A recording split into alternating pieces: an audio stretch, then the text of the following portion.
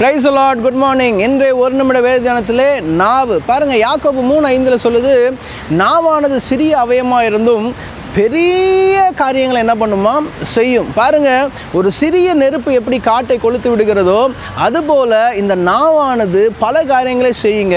இந்த நாக்கு அமைதியாக இருந்தது அப்படின்னா பல நேரங்களில் பல பிரச்சனைகள் நமக்கு இருக்காதுங்க. பாருங்க, இந்த நாக்கை சுற்றிலும் ஆண்டவர் 32 பல்ல கொடுத்துருக்கிறாரு.